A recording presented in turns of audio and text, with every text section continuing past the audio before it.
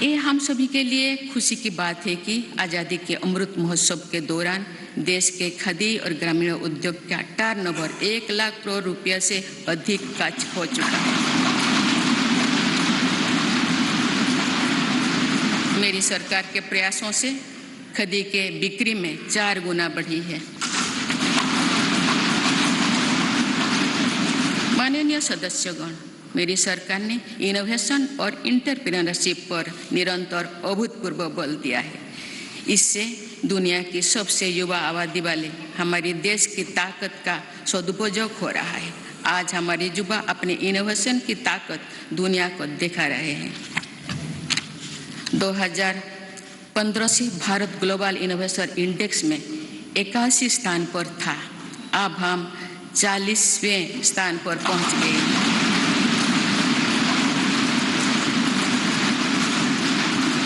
7 वर्ष पहले जहां भारत में कुछ 100 रजिस्टर्ड स्टार्टअप ही थे, वही आज ये संख्या लगभग 90,000 पहुंच चुकी है।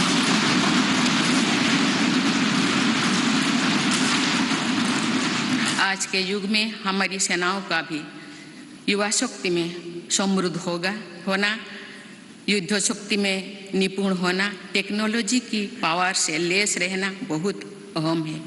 इन सिद्धांतों को ध्यान में रखते हुए अग्निवीर योजना शुरू की गई है।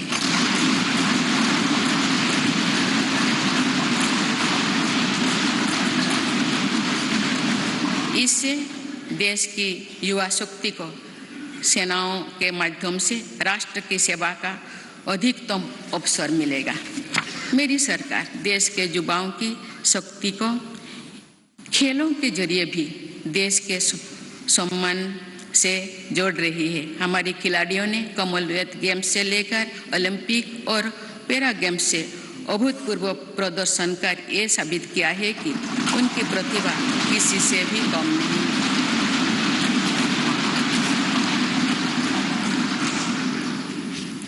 देश के कोने कोने से ऐसे प्रतिभाओं को खोजने, उनका टैलेंट निखारने के लिए खेलो इंडिया गेम्स, खेलो इंडिया सेंटर्स से लेकर टॉप स्कीम तक चलाई जा रही है।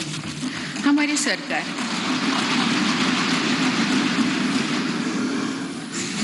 सरकार दिव्यांग कल्याण को लेकर भी पूरी तरह संवेदनशील है। देश में एक साइन लैंग्वेज और सुगम्य भारत अभियान ने दिव्यांग युवकों को बहुत मदद दी है। माननीय सदस्यगण, बीते दशकों में हमने भारत के इंफ्रास्ट्रक्चर के निर्माण में 2 बड़ी चुनौतियां देखी है। एक, इंफ्रास्ट्रक्चर के बड़े प्रोजेक्ट समय पर पूरी नहीं हो पाते थे। दूसरा, अलग अलग विभाग, अलग अलग सरकारें अपनी अपनी सुविधा से काम करती थी। इससे सरकारी संसाधनों का दुरुपयोग भी होता था, समय भी अधिक लगता था और सामान्य जन को भी असुविधा होती थी। मेरी सरकार ने पीएम गति शक्ति नेशनल मास्टर प्लान बनाकर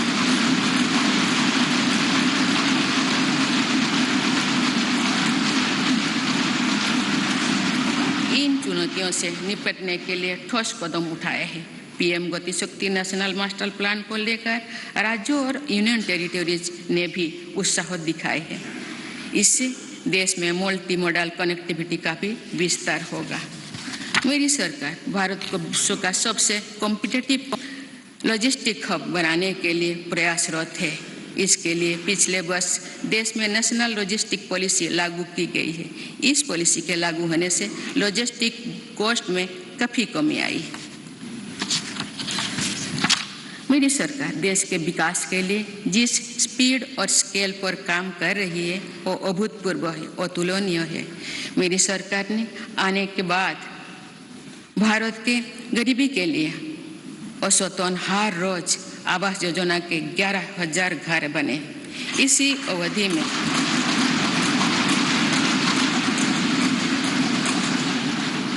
अवधि में भारत में हर रोज औसतन 2.5 लाख लोग ब्रॉडबैंड कनेक्शन से जुड़े। हर रोज 55,000 से ज़्यादा गैस कनेक्शन दिए गए। मुद्रा योजना के तहत हर रोज 700 करोड़ रुपये से ज़्यादा का लोन दिया गया। बीते 8-9 वर्षों में भारत में लगभग हर महीने एक मेडिकल कॉलेज बना है। इस दौरान देश में हर दिन में 2 कॉलेज की स्थापना हुई है। हर सप्ताह एक यूनिवर्सिटी बनी है।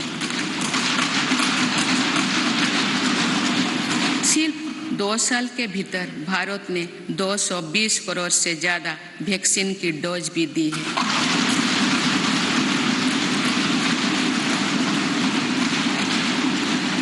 सोशल इंफ्रास्ट्रक्चर की बात करें तो साल 2004 से 2014 के बीच देश में जहां 145 मेडिकल कॉलेज खुले थे, वही मेरी सरकार ने 2014 में 2022 तक 14 से 2022 तक 260 से अधिक मेडिकल कॉलेज खोले।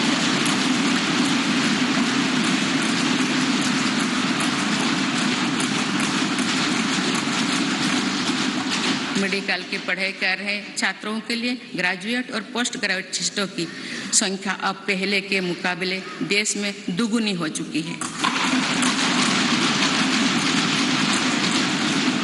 2014 से पहले जहां देश में कुल लगभग 725 विश्वविद्यालय थे, वही बीते केवल 8 वर्षों में 300 से अधिक नए विश्वविद्यालय बने।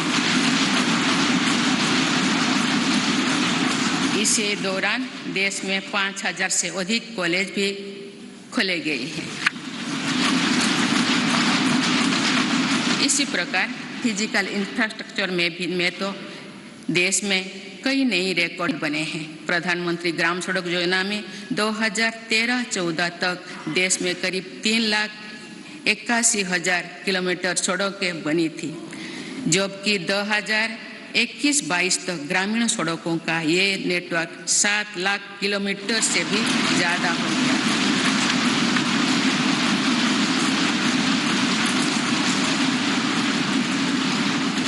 अब तक देश की 99% से अधिक बस्तियां सड़क मार्ग से जुड़ चुकी हैं। वर्ल्ड बैंक सहित अनेक संस्थाओं की स्टडी के अनुसार ग्रामीण सड़कों से गांव में रोजगार, खेती, शिक्षा और स्वास्थ्य पर बहुत सकारात्मक असर पड़ा। नेशनल हाईवे नेटवर्क में पिछले 8 वर्षों के दौरान 55% से ज़्यादा की बढ़ोतरी हुई है। जल्द ही भारतमाला प्रोजेक्ट के तहत देश के 550 से ज़्यादा जिले हाईवे से जुड़ जाएंगे और अर्थव्यवस्था को गति देने वाले कॉरिडोर्स की संख्या 6 से बढ़कर 50 होने वाली है। इसी तरह देश के एविएशन सेक्टर भी तेजी से आगे बढ़ रहा है। साल 2014 तक जहां देश में एयरपोर्ट्स की संख्या 74 थी, वो अब बढ़कर 147 हो गए।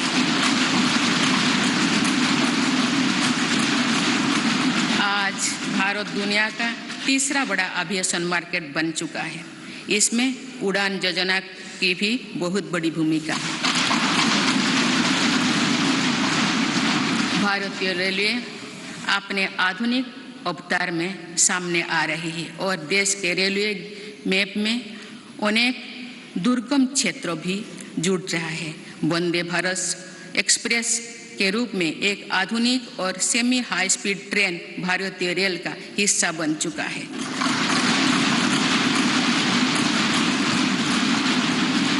जम्मू कश्मीर और नॉर्थ ईस्ट के दुर्गम क्षेत्रों को भी रेलवे से जोड़ा जा रहा है। देश के बड़े रेलवे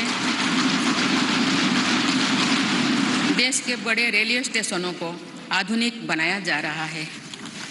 भारतीय रेलवे का दुनिया का सबसे बड़ा बिजली से चलने वाला रेलवे नेटवर्क बनने की दिशा में तेजी से अग्रसर है।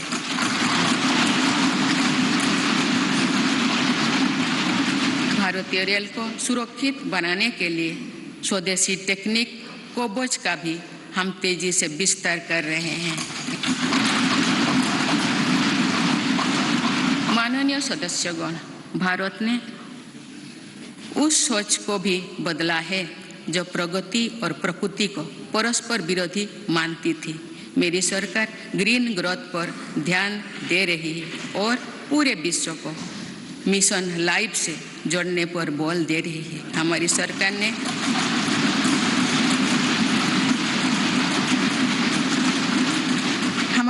ने पिछले 8 वर्षों में सोलर एनर्जी क्षमता को करीब 20 गुना बढ़ाया है।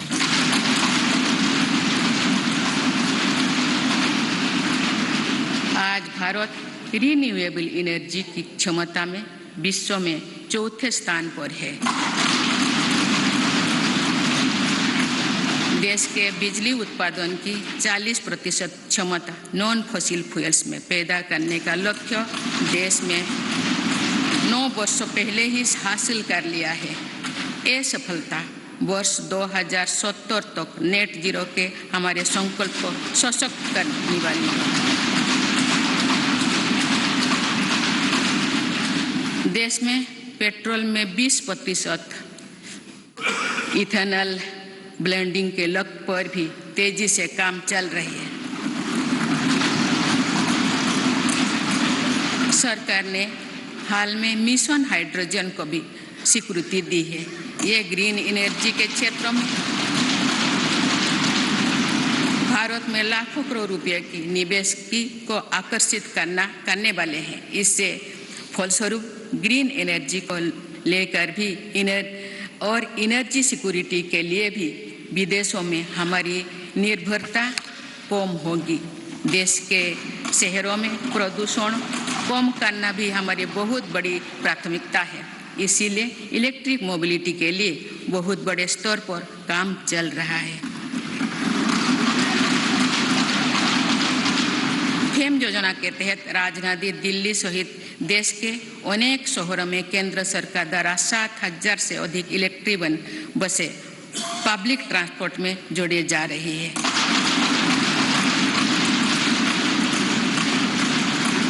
बीते 8 वर्षों में देश में मेट्रो नेटवर्क में 3 गुना से अधिक बढ़ोतरी हुई है। आज 27 शहरों में मेट्रो ट्रेन पर काम चल रहा है। इसी प्रकार देश भर में 100 से ज़्यादा नए वाटरवे भी विकसित किए जा रहे हैं। नए वाटरवे से देश में ट्रांसपोर्ट सेक्टर का कायाकल्प करने में मदद करेगी। माननीय सदस्यगण, आज की दुनिया में अनेक चुनौतियों से गुजर रही है। आज की दुनिया अनेक चुनौतियों से गुजर रही है। दशकों पहले बनी अंतर्राष्ट्रीय संस्थाओं की प्रासंगिकता और प्रभाव पर भी प्रश्न उठ रहे हैं। इन परिस्थितियों में भारत ऐसा देश बनकर उभरा है जो आज की विभाजित दुनिया को किसी न किसी रूप से जोड़ रहा है।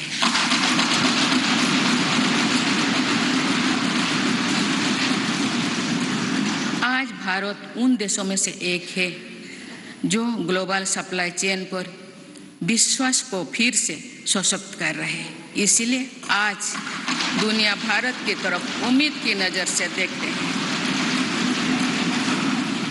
इस वर्ष भारत G20 जैसे प्रभावी समूह का नेतृत्व कर रहा है।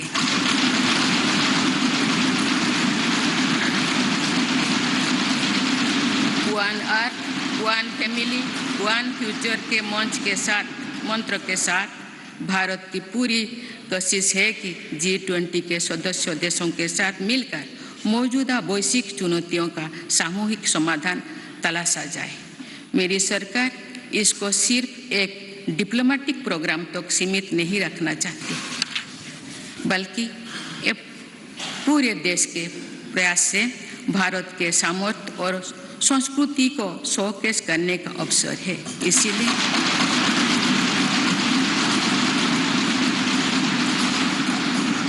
इसीलिए पूरे देश के दर्जनों शहरों में साल भर G20 की बैठकें आयोजित की जा रही है। माननीय सदस्यगण, ये भारत के वैश्विक रिश्तों का बेहतरीन दौर है। इसमें दुनिया के विभिन्न देशों के साथ अपने सहयोग और मित्रता को सशक्त किया है। एक तरफ हम इस वर्ष SCO की अध्यक्षता कर रहे हैं, तो वही दूसरी तरफ क्वाड का मेंबर होने के नाते इंडो पैसिफिक में शांति, स्थिरता और समृद्धि के लिए काम कर रहे हैं।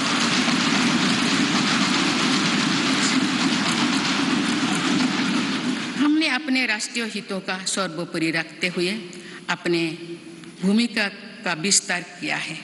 अफगानिस्तान में भूकंप हो या फिर श्रीलंका का संकट, हम सबसे पहले मानवीय सहायता लेकर पहुंचे। भारत को लेकर आज जो सद्भाव है, उसका लाभ हमें अफगानिस्तान और यूक्रेन में पैदा हुए संकट के दौरान भी मिला। संकट में फंसे अपने नागरिकों को हम इन देशों से सुरक्षित लेकर आए। इस दौरान भारत ने कई अन्य देशों के नागरिकों की मदद करके अपना मानवीय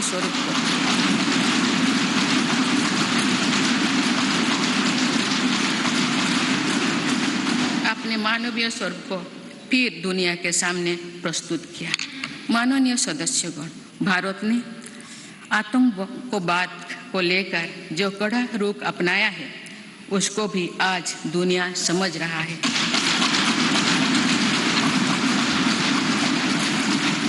इसलिए आतंकवाद के विरुद्ध भारत की आवाज को हर मंच पर गंभीरता से सुना जा रहा है। पहले वर्ष अक्टूबर में भारत में पहली बार UNSC काउंटर टेररिज्म कमेटी की एक विशेष बैठक आयोजित की गई। इसमें भी भारत में आतंकवाद के विरुद्ध अपनी भूमिका को स्पष्ट किया।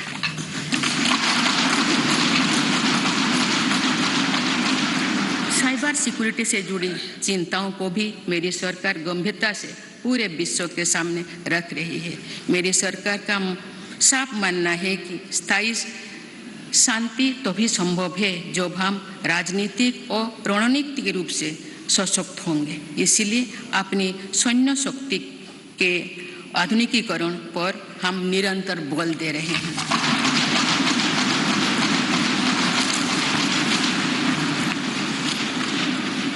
माननीय सदस्यगण, लोकतंत्र की जननी के रूप में भारत की अनंत यात्रा अनंत गौरव से भरी हुई है।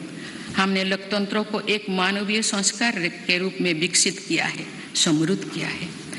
अपने हजारों वर्षों के अतीत की तरह ही आने वाली सदियों में भी भारत मानवीय सभ्यता को की अविरल धारा की तरह अनवरत गतिमान रहेगा।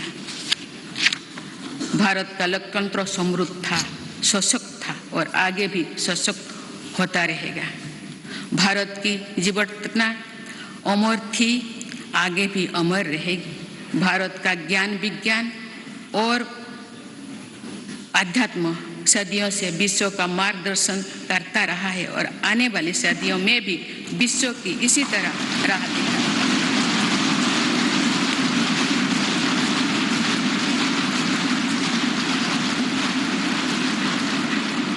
भारत के आदर्श और मूल्य अंधकार से भरे गुलामी के दौर में भी अक्षुण्ण रहे हैं और ये आगे भी अक्षुण्ण बने रहेंगे। एक राष्ट्र के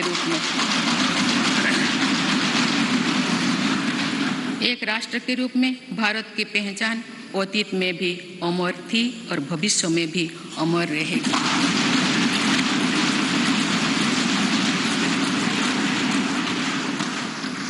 लोकतंत्र के केंद्र इस संसद में हमारा प्रयास होना चाहिए कि हम मुश्किल लगने वाले लक्ष्य तय करें और उन्हें हासिल करके दिखाएं।